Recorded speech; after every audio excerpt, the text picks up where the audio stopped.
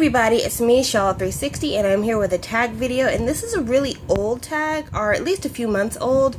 This is Alex's Kpop Nostalgia Tag, and I remember when I watched the video, I said that I was going to do it, and then the summer happened and all the comebacks, and I kind of lost my way, but I am back with the tag, like I promised, and hopefully this is going to be the last of my shaky camera videos because I've ordered a couple of different tripods to come in the mail, but they're coming from China, so it might be a while before I get those. But until then, we're just going to do this old school with me and my cell phone and my stuff.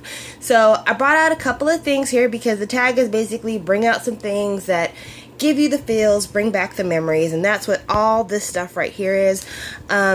And I'm going to have a playlist that's going to be in the description box, and it's going to have videos that match up with some of the things I'm talking about here. So when I start describing stuff, I'll have videos in the playlist that talk about or that relate to the things I'm talking about. So let's start over here in the corner because this is probably the weirdest thing I have here. It's this hat and this shirt from Eat Your Kimchi. And I don't know if you can tell, but this shirt is raggedy because I've had this shirt for literally years. But this hat and this shirt, and this is a Eat Your Kimchi hat, see it says EYK there, and then ooh, you so nasty. So the story behind that, back when I first got into K-pop and I was watching videos on YouTube, they would have the recommendeds on the side, which they do now still, but back then I was trying to learn K-pop, so a lot of the times the recommended videos were not videos I'd seen before. And at the time, Missy had come out with Goodbye Baby, and Eat Your Kimchi had done a review of the song. And they were in the recommended videos on the side, so I clicked on their video and I watched my first episode of Eat Your Kimchi's K-Pop Music Mondays, and I was hooked.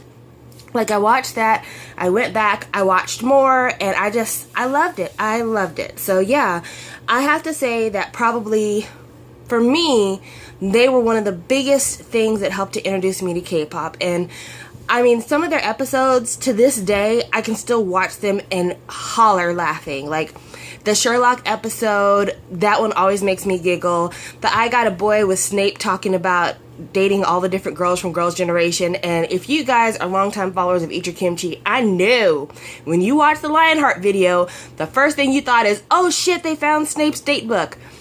But yeah, I loved Eat Your Kimchi. And I say loved kind of past tense because as they kind of got towards the end of their doing K-pop Music Mondays, you could tell that they weren't really into it. Like, they would do video reviews where they'd just be sitting down and talk about 7 different videos, and they'd do maybe about 30 seconds of each, and they just seemed like they weren't really into it. And then finally the whole BAP calling them pussies controversy came through, and it was a wrap. They decided they weren't going to do it anymore. And while I like the Faps and the WTFs and the other stuff, the wanking, I like those things, and especially the TLDRs. Those are some of my favorite videos. But as much as I like them, I didn't donate money to the studio for them to do those things. I donated money to their studio for K-Pop Music Mondays. Like, seriously. And I don't know, I felt kind of betrayed when they quit doing that because, I mean, part of their whole fundraiser video was that they wanted the money to have a place to film and to bring K-pop artists, and I don't feel like that's what that place is for anymore. And I know people change and, you know, people fall in and out of things, but it made me sad. So I don't follow them. You won't see them on my subs for this channel, but I still respect them, and for one very major reason. It was Martina in one of her videos that helped me to discover Rain, who is my ultimate bias. So this is Rain's Back to the Basic, and this is Rain's number 2. I just got this in the mail a few days ago. This is the Korean press of the second album, which has my absolute favorite K-pop song of all time, How to Avoid the Sun. So, they used to have these segments that they did back when they were really into K-pop, and they would talk about older K-pop songs and newer K-pop songs. And they would just talk for maybe a minute or two. And Martina was talking about Love Song.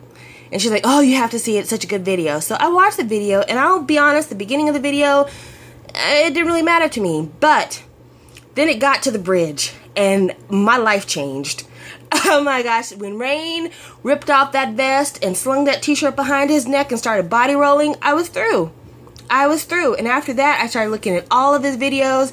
I watched Ninja Assassin, Speed Racer, Full House, Fugitive Plan B. I mean, I love Rain. And then, while I was looking at all his videos, I watched the video for How to Avoid the Sun. And that song, I don't know, there's something about that song that struck something in me. It was like the perfect combination of sound and his voice, and I don't know, I just knew that he was my favorite. I knew he was my favorite, and I don't know, I've been hooked ever since. So yeah, I have to thank them for that. And actually, there's quite a few things I have to thank them for, but I will get into those later. So yeah, Rain. Thank you very much, Martina, for giving me the bias of my life.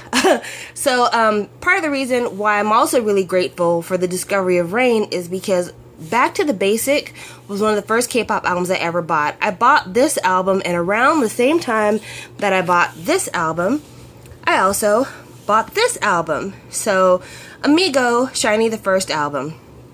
I've always told you guys this is my favorite K-pop album of all time.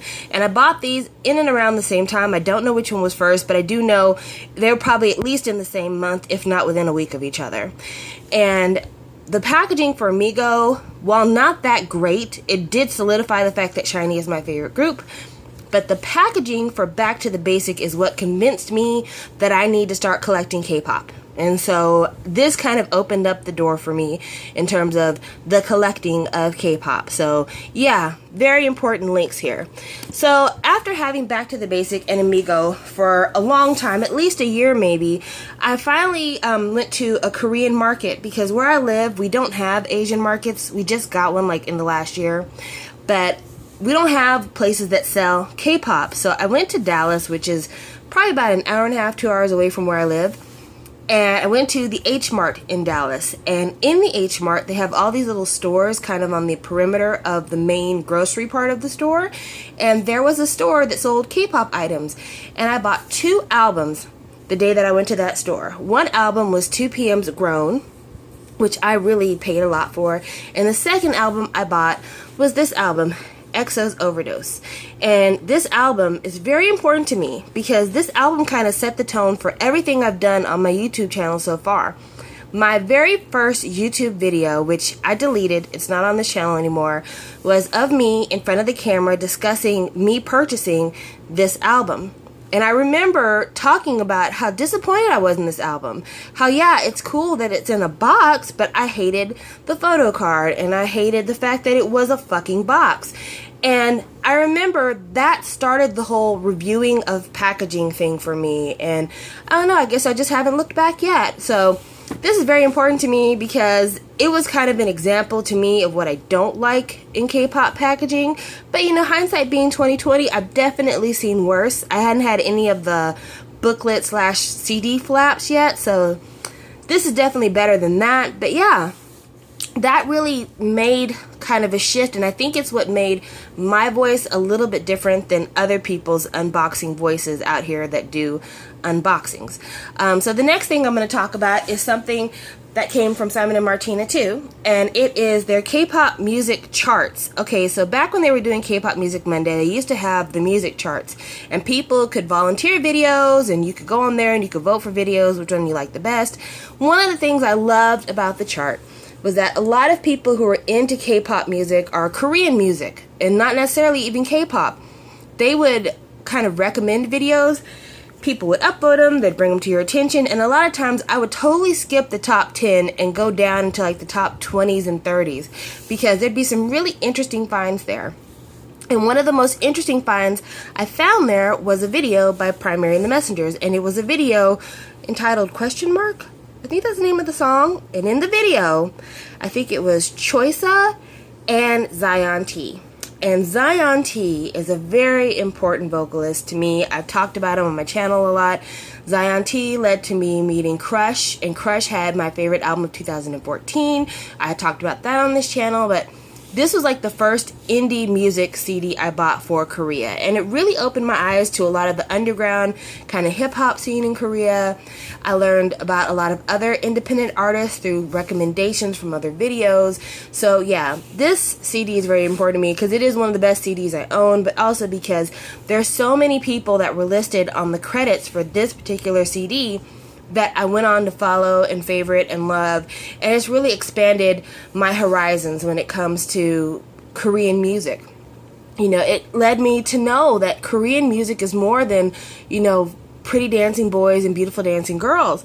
It's about real musicianship. And I listen to K-pop more critically because of that.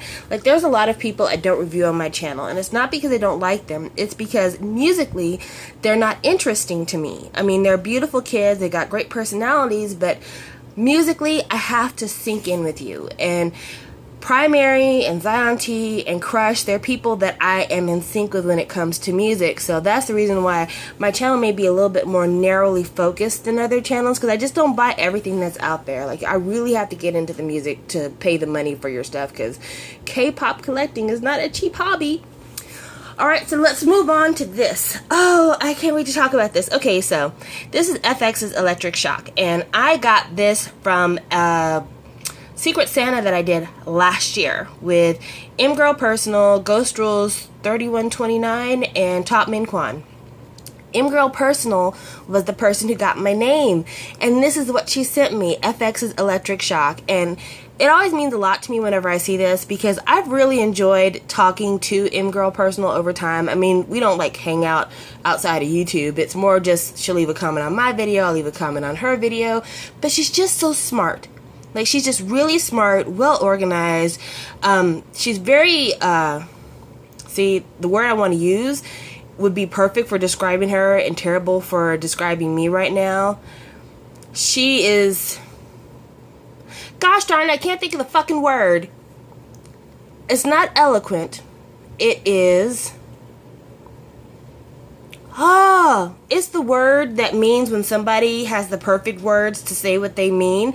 Obviously, I don't know that word, so irony is there. Anyway, she's very good at saying exactly what she means, and I appreciate that. And it makes it to where her videos are very clear and to the point, and I understand everything she's talking about, and I enjoy it more because she's so very clear and thorough in her opinion. So, yeah, this means a lot to me because I made a lot of friends doing this Secret Santa project, and yeah, it was just a really good time.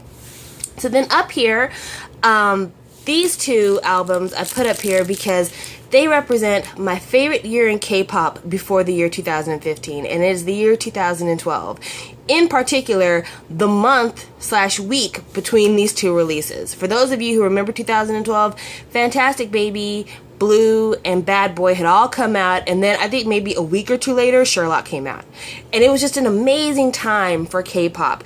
That whole year, it was a year when I went from being kind of a casual observer to like really paying attention to the music, starting to watch variety shows, really getting into the discographies of a lot of different groups. And whenever I think of these two albums in particular, I just think of that year and how brilliant that year was. So that's why I have them out, because yeah, that was a great time for me. I think it was a great time for a lot of fans. So I wanted to bring these out just to kind of remind myself and the people who maybe have been into K-pop for a while of what an awesome time 2012 was. 2013, that was a rough year. It really was. 2014, that was a horrible year for K-pop. And when I think about it, kind of Overdose represents a lot of other stuff for me too.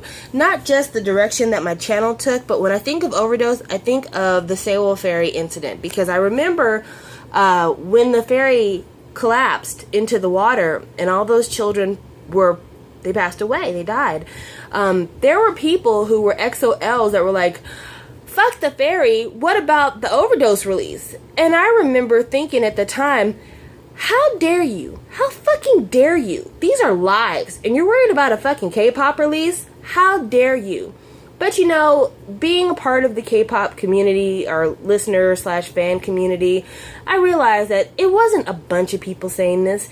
There were a few reckless people with no lives who said this because they were looking for attention. And while it is one of the ugliest sides of K-pop fandom, at the same time, I now recognize it for what it is. It's a desperate plea for attention, and that kind of stuff doesn't work on me anymore. I mean, it may work for these other fresh fans, but it doesn't work on me anymore. Say what you want to, but, you know, I know that that sentiment doesn't define XOLs. I know the majority of EXO fans are great people because I'm a fan of EXO, and I'm not rude, and I'm not disrespectful, and I cried hearing about the ferry incident, thinking of all those young lives, imagining those classrooms where more than half of the desks were empty. So, no. You're not going to get me with that one. I'll never tag XOLs as all being those kind of people. And then the last thing I'm going to show you for my K-pop nostalgia tag are my 2 photo card binders. This one you guys have seen before. This one is new. I just recently got this, so I'll talk about that in just a second. But the reason why I'm showing this one is not just because it's beautiful and lovely and it's got a lot of fun stuff in it, but because of a couple of different pages in here. So my star card pages, let me show you something real quick. So my star card page, you can see I still have a lot of stuff I need. But you can also see I filled in quite a few blanks since the last time I talked to you. And that's because people here on YouTube have been reaching out to me to help me to purchase things to fill up those blanks. And I'm so grateful. And that's part of the reason why I wanted to show this binder, is because a lot of the things on here that I got from trades with people I met on YouTube, and it's just amazing to me. There's no way I would have completed my collections if it wasn't for the help of people on YouTube. And I don't want to jinx things because anything could happen, but this card is on its way to me coming from Japan. But this card should be on its way to me from a friend I met here on YouTube. So you guys being a part of my life on YouTube doesn't just affect like abstract ideas of what, you know, friendship is and things like that. You guys literally are a part of my life. I hold your friendship in my hand when I look through this binder, because so many of the things I have here I got from trades. I traded for this card. I think I traded somebody for this card. Let's see what else I might have traded people for. I think I got this card from a recommendation from somebody on YouTube. I know I traded for this card from YouTube. I've traded away this card before because I had duplicates. I think that I traded that card with somebody. No, I traded this card with somebody. So yeah, I literally have physically been affected by my friendships with people who watch my videos here on YouTube. And then this binder right here, I'm showing because a lot of people ask me about my other photo cards, so I'm just going to quickly show you what I got here. So this is just, it's not in any particular order, it's super messy, don't pay any attention, it's just, it's there. But I look at these because this represents a lot of really fun things in my actual K-pop music collection, like Rain photo cards. I didn't even know those existed before I started collecting Rain albums, so that's pretty awesome. I think about these cards here, and I find it ironic that the only 3 In Black cards I have are of the remaining members of In Black, so that's kind of bittersweet. I'm looking at this, and I look at, this was a trade from YouTube. These were all from my first experiences with From Japan, or at least these 2. This was a trade from YouTube. I think that this was from my gift with my Secret Santa album. There's just so many. This was from YouTube, a gift from Infinite Circle 21, who is an awesome human being. So yeah, I look at all this and the memories just flood back, and it's just so important to me.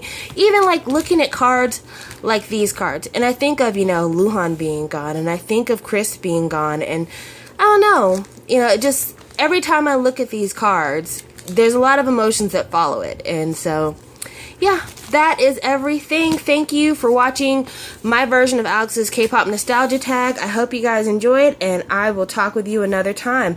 Damn, almost 20 minutes. I bet it's been a while since you guys have seen a video of mine that long. If you stuck in there till the end, you are amazing, and you can put your code word down in the comment section below. Crabapple jelly. Talk to you later. Bye.